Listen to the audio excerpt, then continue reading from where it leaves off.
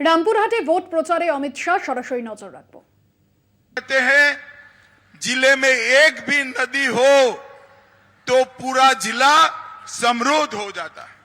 हमारे वीरभूम भूमि में जिले में 19 नदियां हैं, मगर आज देखिए कम्युनिस्टों के शासन और तृणमूल कांग्रेस के अत्याचारी शासन के कारण ये नदियां भ्रष्टाचार का अड्डा बनी है, अवैध रेत खनन का अड्डा बनी है।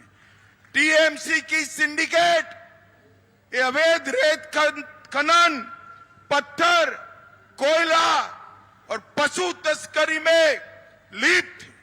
ये सिंडिकेट ममता बनर्जी के भतीजे की सह पर चलती है। मैं आप सभी को एक वादा करता हूं, इस बार बंगाल में 30 सीटें बीजेपी को दिला दीजिए। ये सारी सिंडिकेट को चुन चुन कर जेल की सलाखों के पीछे डालने का काम भारतीय जनता पार्टी करेगी।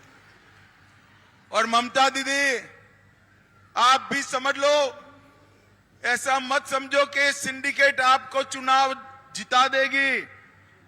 ये लाल मिट्टी पर इस बार भगवा तूफान आने वाला है, भगवा तूफान आने वाला है।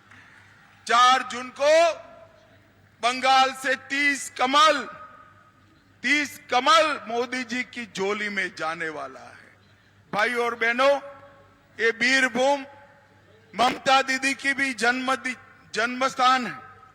और आज मैं ममता दीदी को पूछना चाहता हूं, 15 साल आप मुख्यमंत्री बनी, आपके जिले में कोई औद्योगिक परियोजना क्यों नहीं आई? यहां के लोगों को नौकरी के लिए बाहर क्यों जाना पड़ता है? सूरी के लोगों को पीने का पानी क्यों उपलब्ध नहीं हुआ है? राजनगर के लोगों को आज भी इतनी नदियां होने के बावजूद शुद्ध पीने का पानी नहीं मिलता है।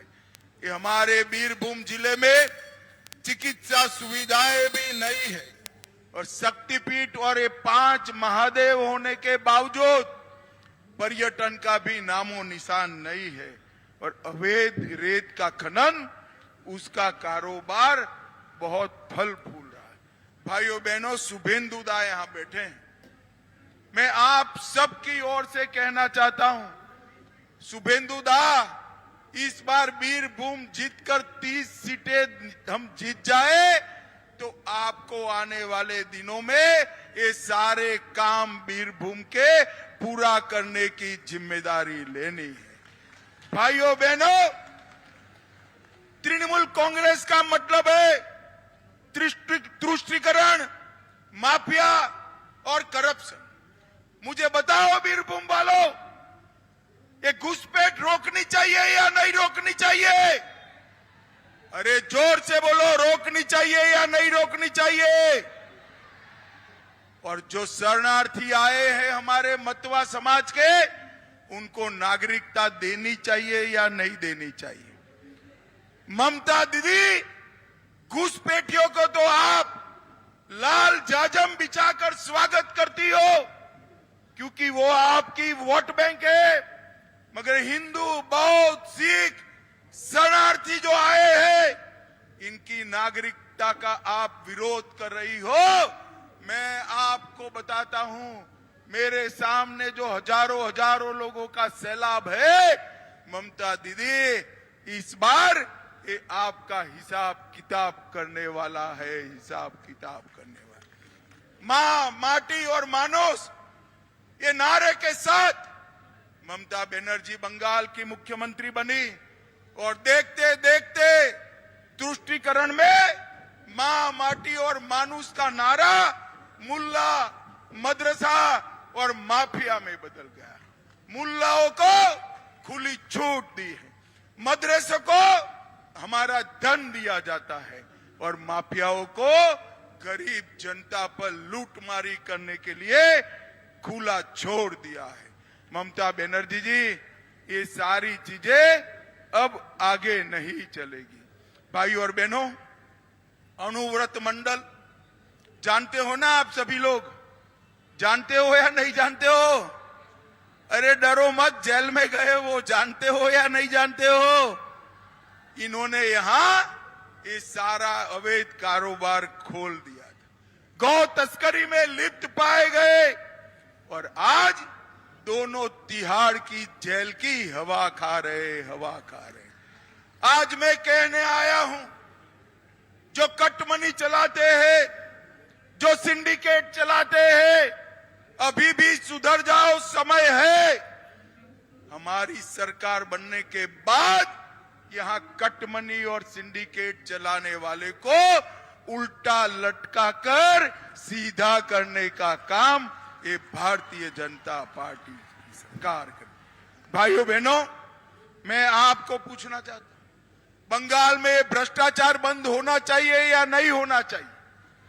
जोर से बोलो, होना चाहिए या नहीं होना चाहिए? एक गरीब युवाओं को नौकरी देने का काम जिन पर था, वो मंत्री के घर से 51 करोड़ रुपया मिलता है। कांग्रेस के एक एमपी के घर से 350 करोड़ रुपया मिलता है। झारखंड के एक मंत्री के पीए के वहां से 30 करोड़ मिलता है। मैं हजारों लोगों की, कम से कम 50,000 लोग हैं, किसी ने 300 करोड़ साथ में देखा है? भाई देखा है? जरा बोलो, देखा है किसी ने? उस और बताओ, देखा है? अरे वीरभूम वालों, ये पैसा किसका है? ये पैसा वो मंत्री साहब का नहीं है, पार्थ चैटर्जी का नहीं है, ये पैसा बंगाल की गरीब दीदियों का है, बंगाल के युवा का है, जो ममता के आशीर्वाद से लूट कर अपने घर में डाले। और ममता बनर्जी कहती है, हमारे पर ईडी आई, सीबीआई आई। ममता दीदी, ईडी और सीबीआई हमने नहीं भेजा, हाई कोर्ट ने भेजा है। और अगर किसी के भी घर से 50 करोड़, 350 करोड़ मिलेगा तो ये तो मोदी सरकार है। भ्रष्टाचार करने वालों के लिए एक ही जगह बाकी है, जेल, और सबको जेल के सलाखों के पीछे जाना पड़ेगा। भाइयों बहनों, एक कटमनी और सिंडिकेट से पूरा बंगाल परेशान है। आज मैं कहने आया हूं, आपने बहुत सारा समय कम्युनिस्टों को शासन दिया, टीएमसी को दिया। एक 5 साल भाजपा को दे दो, 30 कमल खिला दो, यहां हमारी कमल फूल की सरकार बनेगी।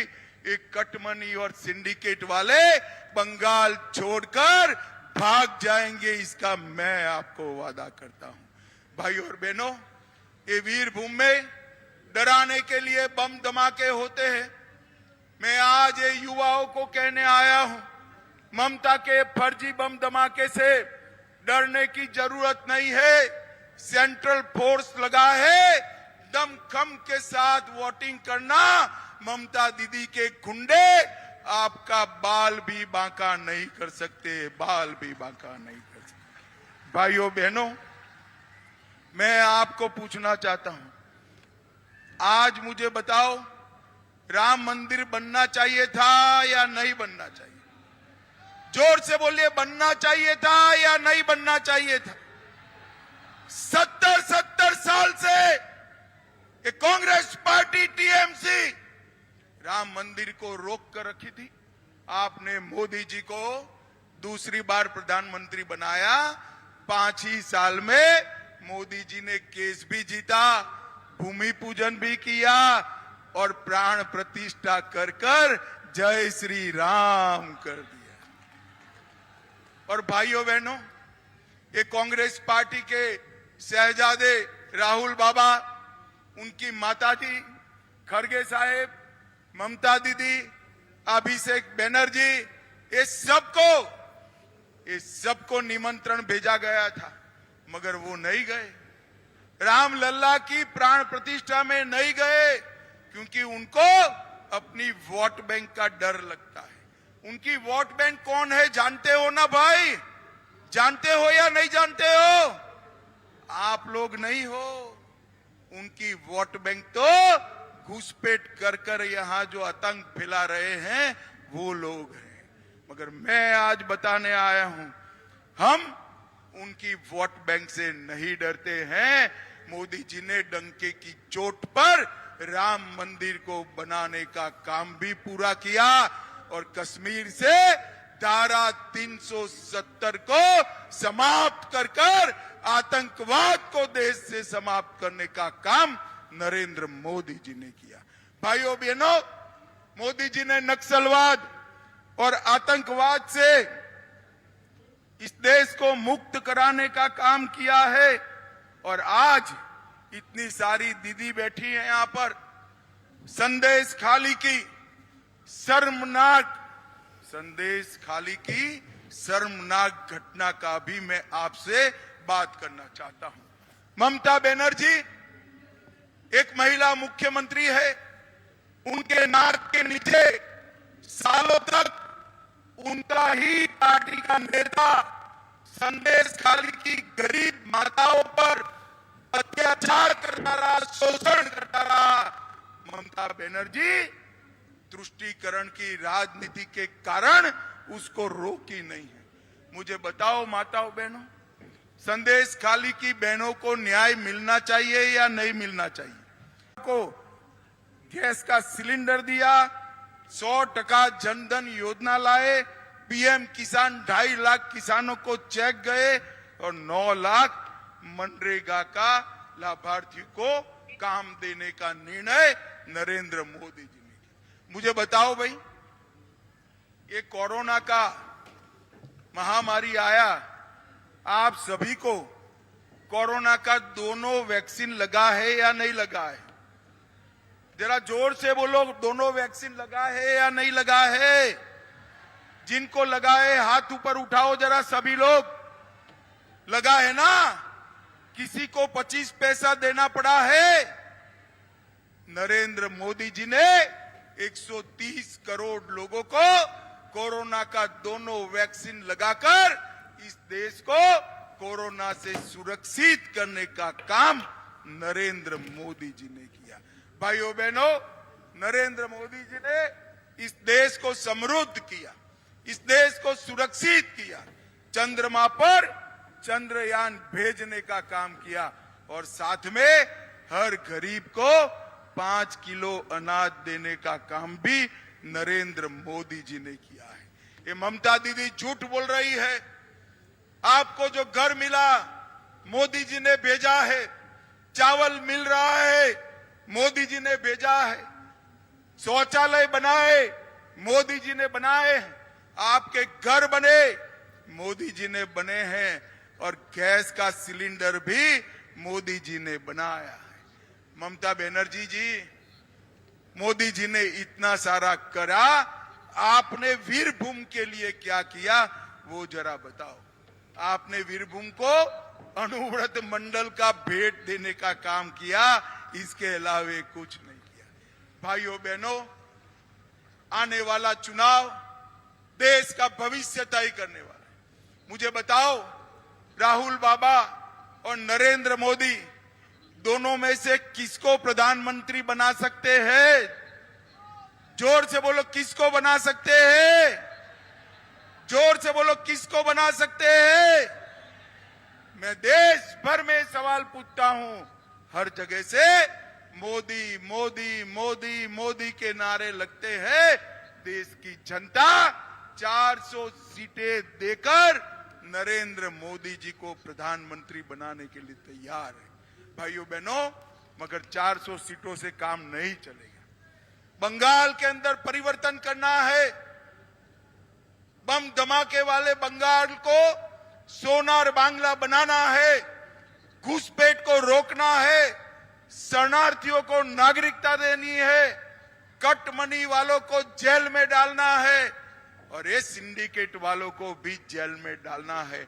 इसलिए 400 सीटों के साथ साथ बंगाल में भी 30 कमल खिलाना है, 30 कमल खिलाना है। मुझे बताओ वीरभूम वालों, आगे आइए भाई हमारे।